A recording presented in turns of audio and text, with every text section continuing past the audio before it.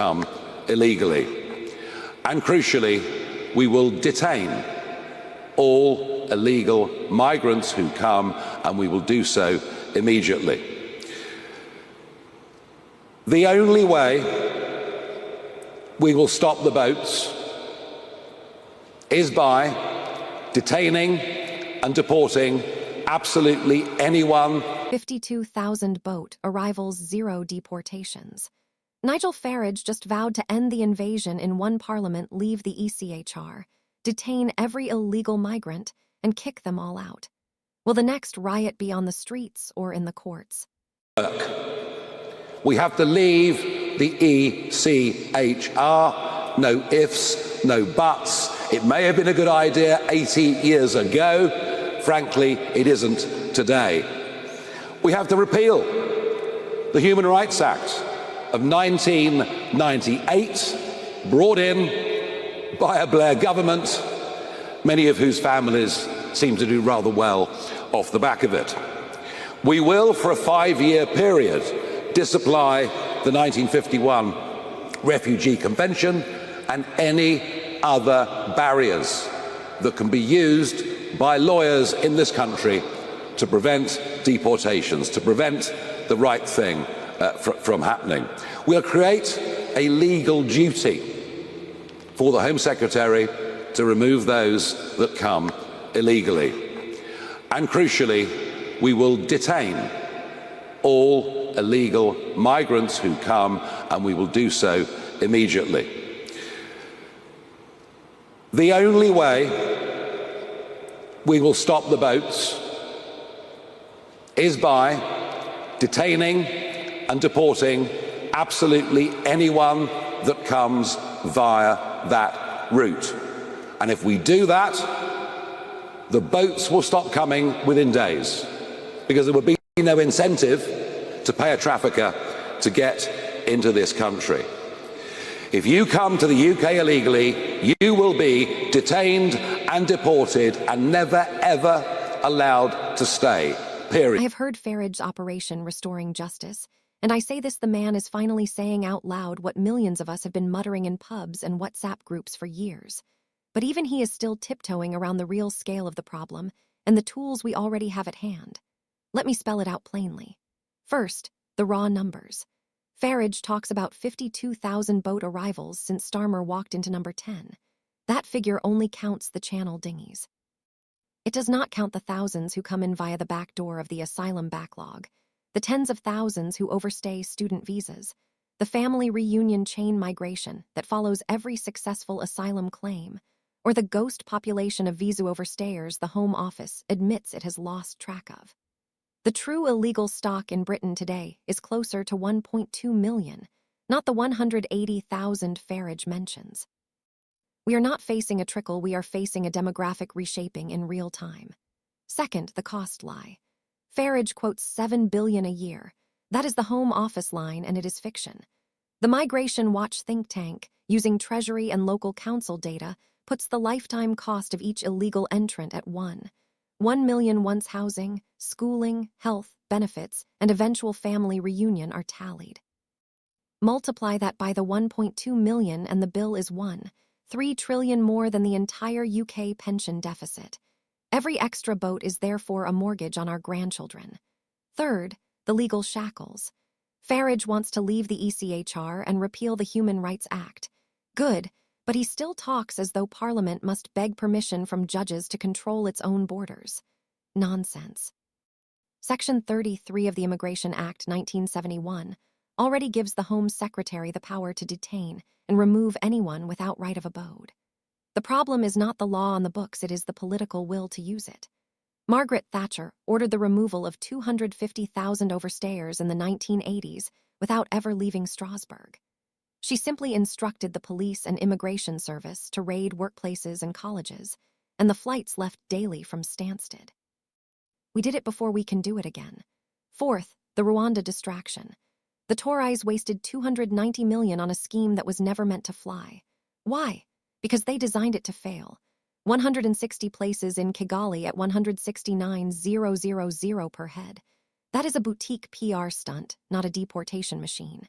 The real answer is mass charter flights, not to Rwanda but to Tirana, Dakar, and Islamabad. Albania alone has already agreed to take back its nationals in unlimited numbers under a deal struck by Priti Patel in 2022, yet only 1,200 have been returned. Why? Because airlines fear activist boycotts. The solution is simple requisition RAF Bryce Norton and the spare A330s the Air Force keeps mothballed. The military does not ask Twitter permission to take off. Fifth, the false compassion trap. Farage now offers 500 bribes for voluntary departure. I understand the accounting logic, but morally it is poison. Paying lawbreakers to leave rewards the very behavior we claim to deter. Instead, we should impose a reverse bounty, seize every pound found on these men when they land, auction the phones they discard, and bill them for the border force fuel. If they have no money, they work it off in detention camps at $5 an hour until the debt is cleared. That is how Australia's Pacific Solution broke the people smugglers' business model. No cash, no incentive, no boats. Sixth, the security blackout. Farage mentions a handful of terror arrests. What he does not say is that GCHQ quietly assesses that 12 of Channel arrivals, about 6,000, so far, are either on the UK's own terror watch list or flagged by allied services. That is an army battalion of potential jihadists already inside our borders. We caught one cell in Dover last month with ricin. How many did we miss? Every day we delay mass removal is another spin of the roulette wheel. Seventh, the housing scandal. Farage talks of 1.3 million Britons on the social housing waiting list. Correct, but the deeper scandal is the way Labour councils collude. Take the Bell Hotel in Epping. A private firm, Clear Springs Ready Homes, charges the Home Office $120 per migrant per night, $44,000 a year per room. That same hotel was paying $4 million in business rates to the local council, which promptly waived the bill once migrants moved in. So the council loses tax, the locals lose rooms, and the contractor pockets the profit. That is not incompetence, that is a racket. Eighth, the French farce. Farage is right that French naval vessels escort dinghies to the 12-mile line, but he still pretends Paris can be persuaded to stop. They will not. Emmanuel Macron needs the channel as a safety valve for the banlieues. Every boat that leaves Calais is one less riot in Paris. The answer is unilateral pushback. Use the Royal Marines' new offshore raiding craft, intercept the dinghies in French waters, tow them back to Boulogne, and drop them on the beach. France will squeal, but they squealed in 2020 when we threatened to cut their fish licenses. They back down, then they will back down again. Ninth, the Israel lesson. Israel faces the same flotillas of economic migrants from Africa. In 2012, they built a 240-kilometer fence on the Sinai border within a year. Illegal crossings dropped from 10,000 a month to 36.